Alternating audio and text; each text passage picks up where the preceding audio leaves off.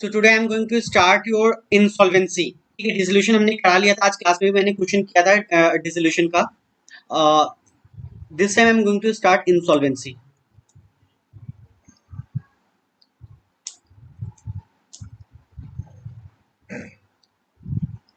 ठीक है, insolvency of partners में जो है, what do you mean by insolvency? Insolvency क्या होता है?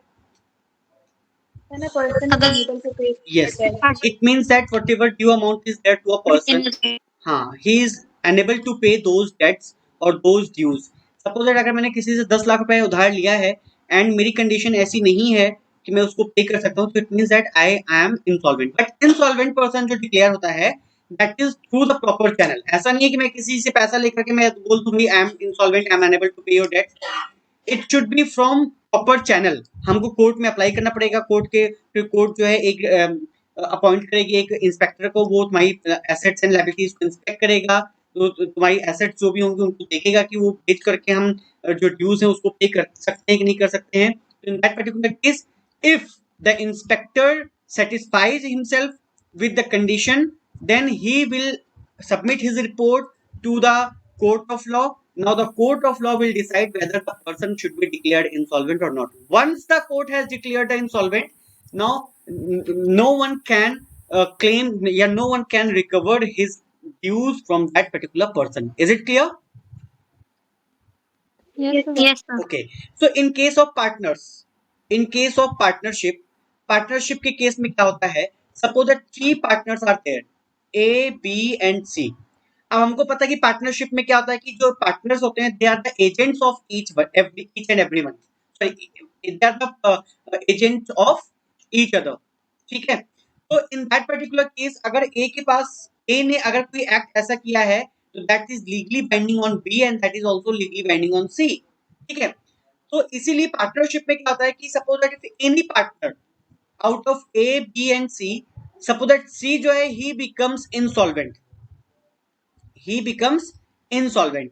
Now whatever share of C is there, suppose that C के पास 10,000 रुपीज के ड्यूज हैं जो कि डेबिट साइड है, जो कि C को फर्म को देने हैं. ठीक है, एक होता है क्रेडिट साइड बैलेंस और एक होता है डेबिट साइड बैलेंस. तो क्रेडिट साइड बैलेंस जो होता है दैट इज वो पार्टनर्स देंगे फर्म को. ठीक है, सॉरी, फर्म देगा पार्टनर को. और अगर डेबिट साइड बैलेंस है तो इसका मतलब क्या है कि पार्टनर देगा फर्म को कि वो नेगेटिव में चल रहा है, this much of balance will be given by the partner to the firm. तो in case suppose that C का जो है नेगेटिव बैलेंस है 10,000 रुपीज का, जो कि सी को देना है फर्म को, बट सी इज इंसॉल्वेंट. तो in that particular case A and B will contribute या will give the amount due to C to the partnership firm. इसका मतलब क्या है कि सपोज दैट 10,000 रुपए जो है ये ए और बी मिल करके देंगे पार्टनरशिप फर्म को ऑन बिहाफ ऑफ सी. समझ में आ रहा है? Are you getting a point? Yes, sir. Okay, but now the question arises that in what ratio they will share, in what ratio they will contribute the share of C. जो insolvent partner है उसको किस share में वो क्या करेंगे, contribute करेंगे, ये क्वेश्चन अराइज होता है. तो पहली बात तो ये है कि अगर उनके पास कोई पहले से रेशियो फिक्स्ड है पार्टनरशिप डीड में कि at the time of insolvency जो इंसॉल्वेंट पार्टनर का शेयर है वो इंसॉल्वेंट पार्टनर्स कंट्रीब्यूट करेंगे इक्वली या जो भी है. ठीक है, तो इन दैट पर्टिकुलर केस वो उस पर्टिकुलर रेशियो में करेंगे. But in case if no any ratio, if no ratio is decided beforehand, is decided तो इक्वल करेंगे, beforehand. इक्वल करेंगे. ठीक है, तो in that particular case no, not an equal, it will be decided, it will be judged by the Garner versus Murray. Garner versus Murray. ठीक है, तो वहां पे जो हमारा रूल एप्लीकेबल होगा वो क्या होगा? गार्नर वर्सेस मुरे. गार्नर वर्सेस मुरे रूल जो है ये इंडियन पार्टनरशिप एक्ट में मतलब कि एक बहुत ही लीडिंग केस है. ठीक है, जहां पर इंग्लैंड का केस है ये गार्नर वर्सेस मुरे. इंग्लैंड के केस में मतलब इस पे डिसाइड हुआ था कि in case of insolvency of a partner, in case of insolvency of a partner, ठीक है, जो सॉल्वेंट पार्टनर्स हैं, solvent partners will contribute will contribute the share of will contribute the share of insolvent partner share of insolvent partner in the ratio of their capital in the ratio of their capital immediately before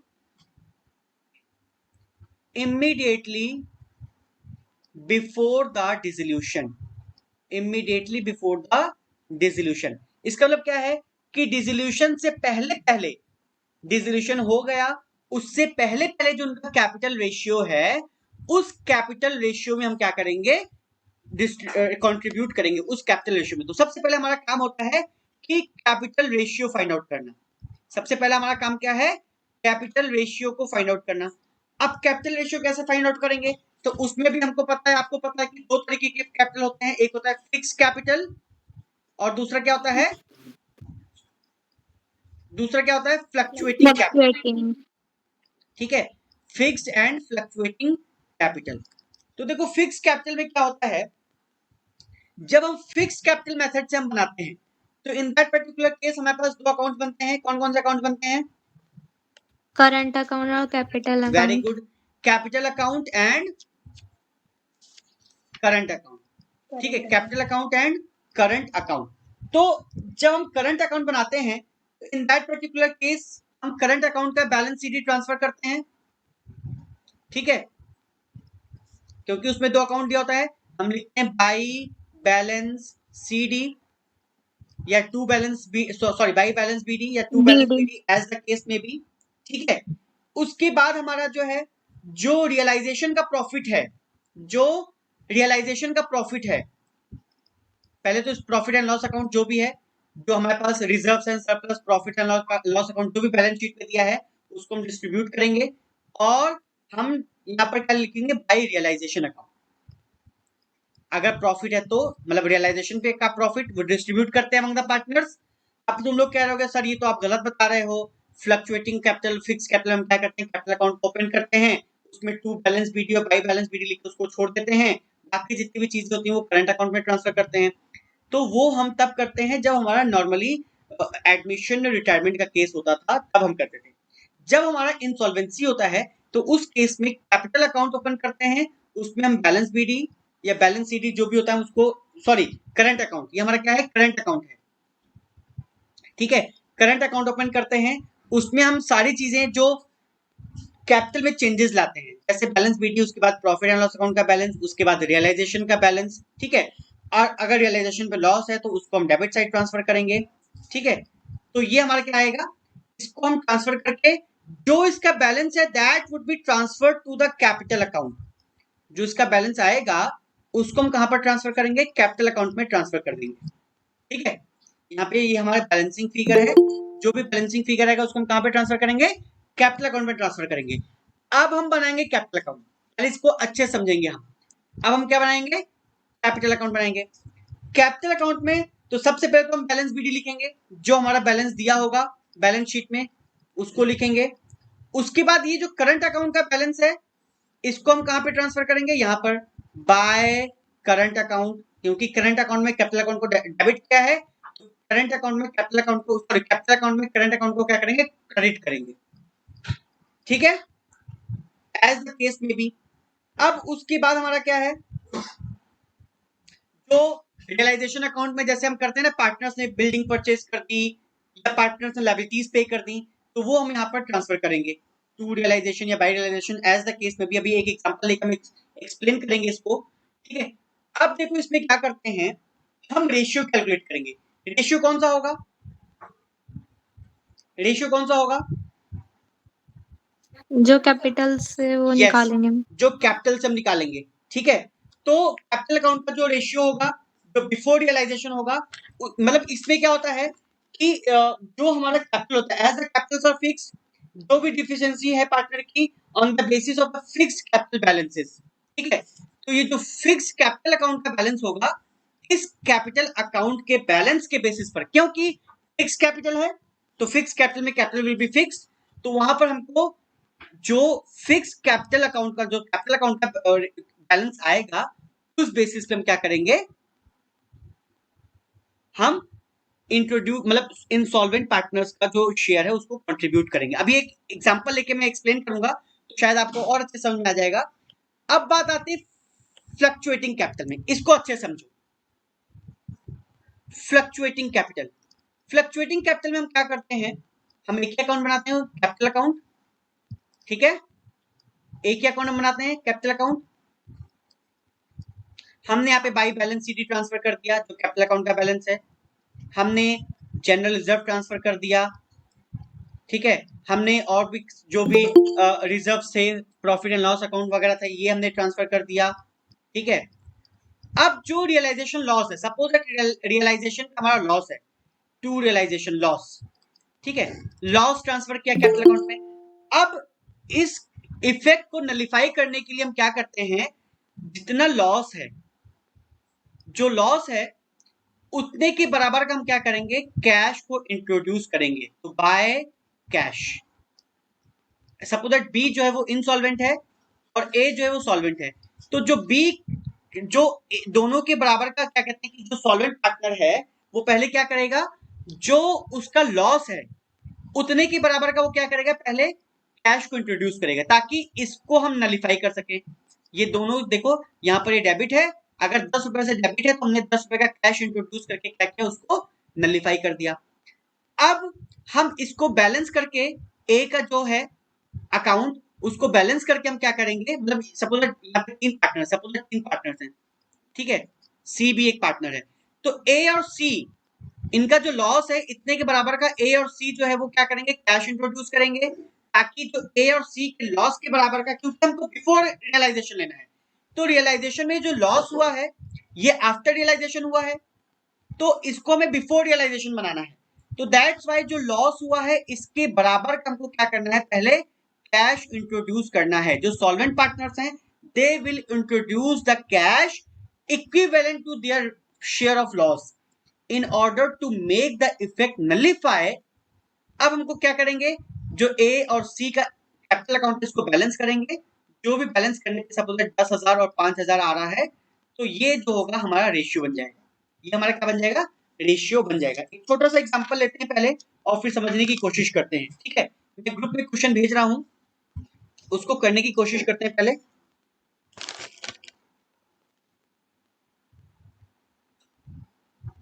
sir इससे तो ए को loss हो जाएगा क्योंकि वो B का भी compensate कर रहा है तो। बी नहीं तो ए और सी को दोनों को कॉम्पनसेट करना है मिलकर के सी का शेयर, यही तो रूल है कि जो इनसॉल्वेंट पार्टनर है उसका शेयर ए और सी मतलब जो सॉल्वेंट पार्टनर्स है वो कंट्रीब्यूट करेंगे in the ratio of their capital immediately before the realisation. देखो एक क्वेश्चन मैंने पहले ग्रुप में भेजा, पहले उसको देखो और फिर मैं समझने की कोशिश करता हूँ, समझाने की कोशिश करता हूँ। सबको क्वेश्चन मिल गया?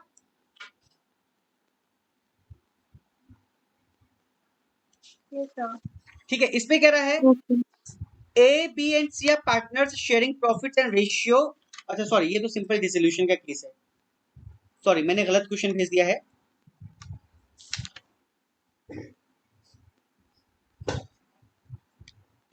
पहले मैं दूसरा क्वेश्चन भेज दूं, ये तो सिंपल इंसॉल्वेंसी का क्वेश्चन है, दूसरा क्वेश्चन भेज रहा हूं मैं, ठीक है।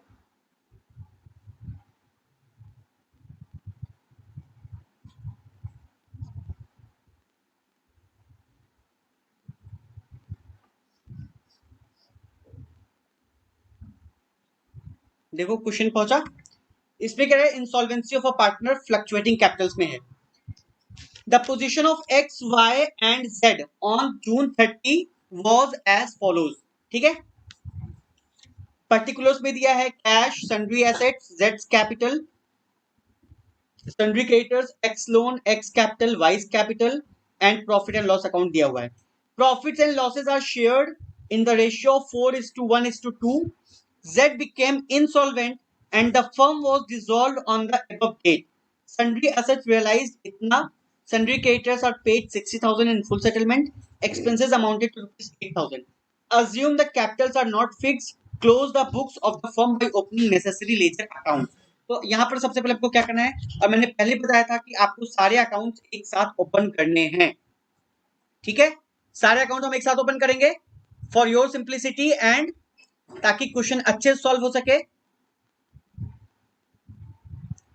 विजिबल है मेरी screen? Yes sir.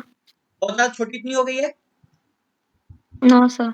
Okay, realisation account,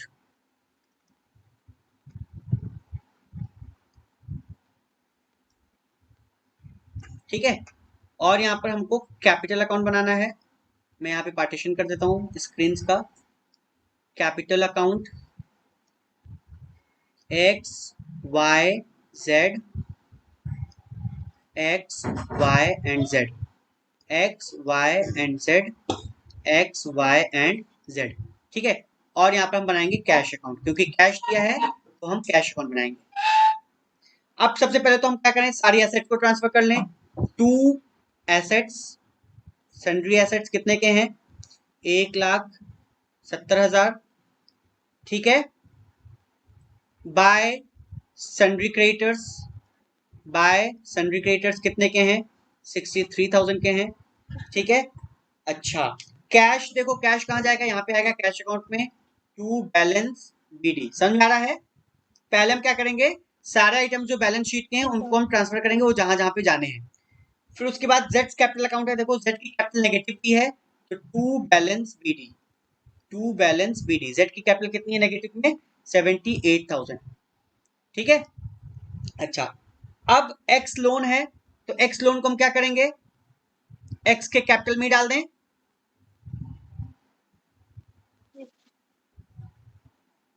x loan को क्या करेंगे,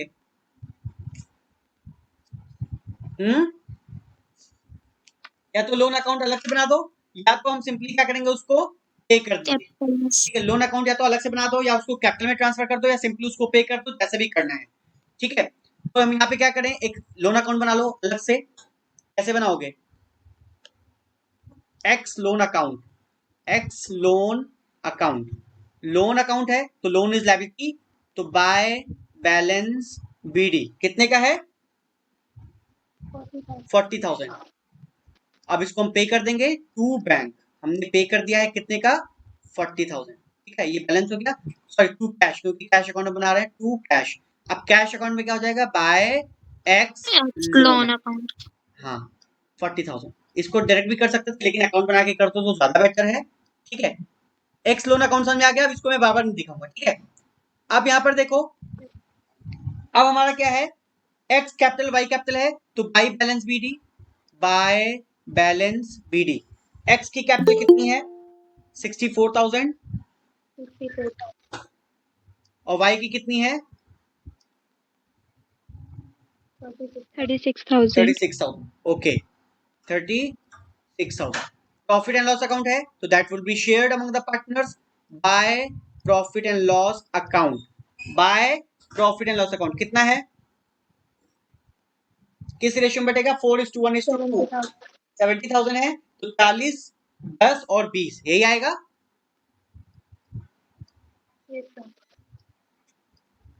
ठीक है। अच्छा, अब इसका मतलब हमने बैलेंस शीट की जो आइटम्स जहां जहां जाने थे हमने उसको ट्रांसफर कर दिया। अब आ जाओ एडजस्टमेंट्स पर। इसमें कह रहा है sundry debtors, sundry asset realise 1,40,000, तो बाय कैश, बाय कैश 1,40,000, और कैश अकाउंट में हम क्या लिखेंगे, टू रियलाइजेशन 1,40,000। समझ आ रहा है क्रॉस पोस्टिंग, ठीक है। Sundry creditors are paid 60,000 in full settlement, तो टू कैश कितना है, 60,000 फुल सेटलमेंट में हमने पे कर दिया, और कैश अकाउंट में बाय रियलाइजेशन कितना, 60,000, ठीक है।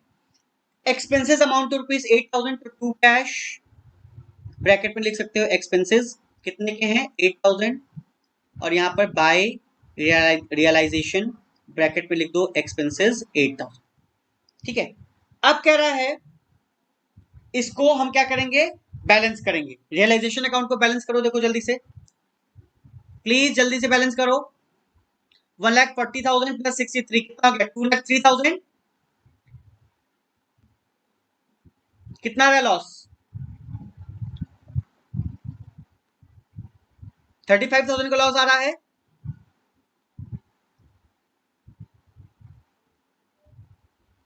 Please find out the loss. 35,000. हाँ, तो x capital account, wise capital account and Z capital account, कितना आ गया लॉस इसका? 20,000। जब हम 35,000 को डिस्ट्रीब्यूट करेंगे तो that would B 20,000, 5,000 and 5,000 10,000। and ठीक है, ये अकाउंट हमारा बैलेंस हो गया। इसका टोटल कितना रहा है? 2,38,000 एंड 2,38,000। अब इसको हम क्या करेंगे, यहाँ पे ट्रांसफर करेंगे कैपिटल अकाउंट में। तो टू रियलाइजेशन, एक्स में कितना? 20, 5 और 10। अब देखो हम क्या करेंगे, जेड बिकम इंसॉल्वेंट। जेड जो है वो इंसॉल्वेंट है। जेड का शेयर कितना है? 10,000।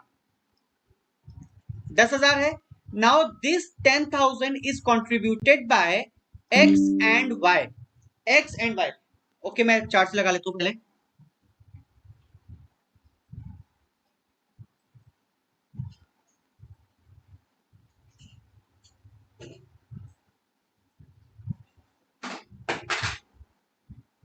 $8,000 X देगा और $2,000 Y.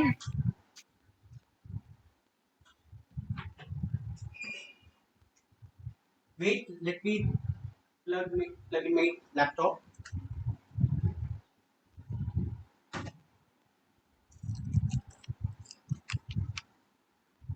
ओके, तो यहाँ पर देखो 10,000 जो है वो कंट्रीब्यूट करेंगे X and Y, but question arises कि किस रेशियो में?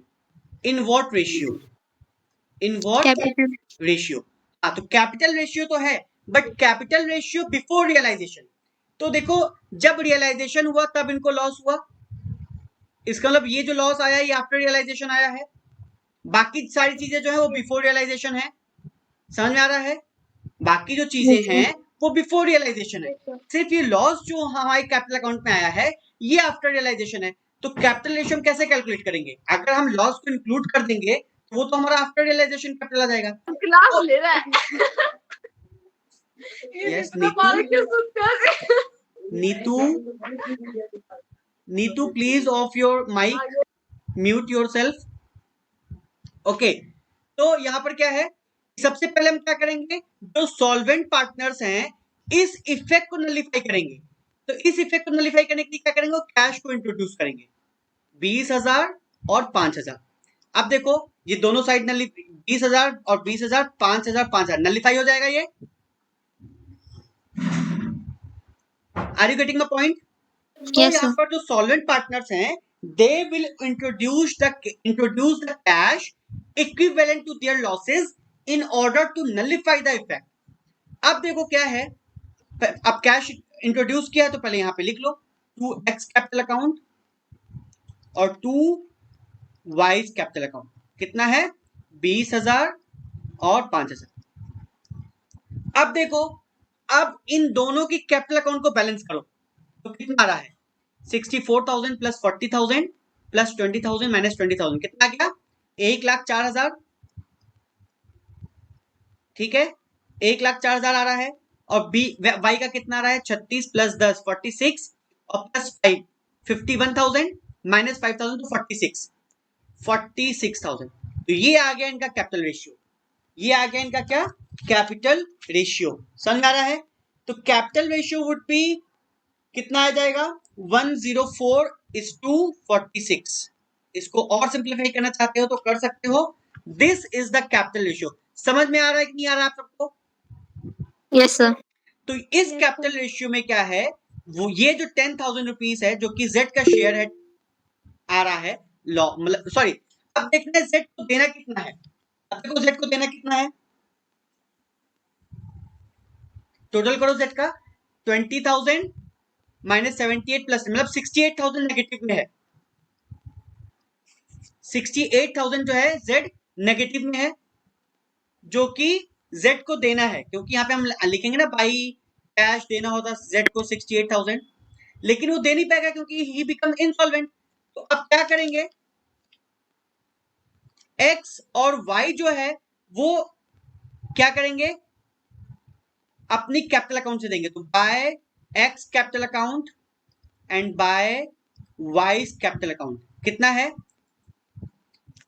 कैलकुलेट करो 68,000 को इन द रेशियो ऑफ 1:46 68,000। ये 68,000 समझ में आया कहां से आया, ये 68,000 समझ में आया कहां से आया,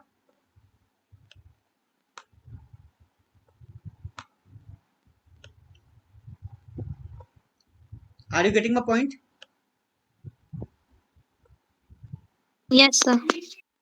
चलो, तो इस 68,000 को कंट्रीब्यूट करना है इन द रेशियो ऑफ 104:46। अब करो कंट्रीब्यूट, कैसे कितना आएगा, कितना जाएगा 47,147 एंड 20,853। तो 47 एक्स कैपिटल अकाउंट में 47,147 और 20,853। अब यहां पर देखो एक्स कैपिटल में जेड की कैपिटल अकाउंट में एक्स और वाई की कैपिटल क्रेडिट है, तो एक्स और वाई की कैपिटल में जेड के कैपिटल क्या होगा, डेबिट होगा। ठीक है, कितना आ जाएगा 47,147 और 20,853। ठीक है, अब जो बैलेंस आएगा बैलेंस कर लो, एक इसका तो हो जाएगा बैलेंस, जेड का तो बैलेंस हो गया है। एक्स और वाई का देख लो कि कैश देना है या लेना है, तो आ रहा है, देखो कैश लेना है या देना है, क्या आ रहा है, प्लीज चेक। एक्स का आ रहा है कैश अकाउंट 56,853 टू कैश, थोड़ा सा यहाँ पे हौच पौच हो गया है, बट प्लीज इसको try to understand. To cash X का आ रहा है 56,853। ठीक है, मैं यहाँ पे कलर भी चेंज कर लेता हूँ, 56,853 ये जो है हमारा एक्स का कैश बैलेंस है, और वाई का कैश कितना आ रहा है 25,147।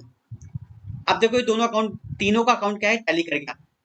ठीक है, एक्स का टोटल आ जाएगा 1,24,000 दोनों साइड, वाई का टोटल आ जाएगा 51,000 दोनों साइड, और जेड का टोटल आ जाएगा 88,000। ठीक है, मैं नीचे बता देता हूँ, नीचे लिख देता हूँ आपको एक्स और वाई जेड का कितना टोटल आ रहा है।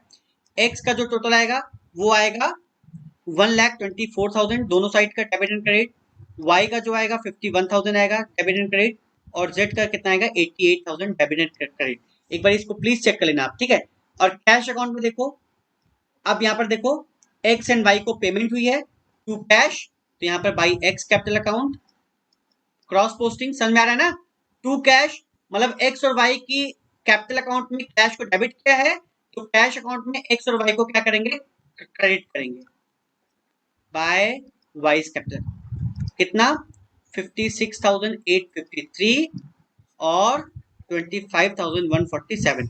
प्लीज टैली करो इसे, देखो टोटल टैली हो रहा है, ये तो आ जाएगा 1,90,000, और इसका देखो टोटल कितना आ जाएगा, ये आ जाएगा ये भी 60 + 8 + 40 प्लस इतना प्लस ना, हाँ, तो 1,90,000 आ रहे सर 190। तो दोनों साइड अगर बैलेंस है तो मतलब क्वेश्चन हमारा पूरा सही है। ठीक है, तो दिस इज द इंसॉल्वेंसी। तो इंसॉल्वेंसी ऑफ वन पार्टनर के केस में क्या है, मुझे बस ये बताना था कि गार्नर वर्सेस मोरे रूल जो है वो एप्लीकेबल होगा। The share of insolvent partner will be contributed by the solvent partners in the ratio of their capital contribution, और वो कैपिटल कैसी होगी, capital immediately before the dissolution. Is it clear to all of you? Yes sir. ठीक है, एक question मैं group में send करूंगा, please try to solve that question. जो भी आपके पास बुक है चेयर में होगा, आप उस बुक से जो है क्वेश्चन को सॉल्व करने की कोशिश करिएगा।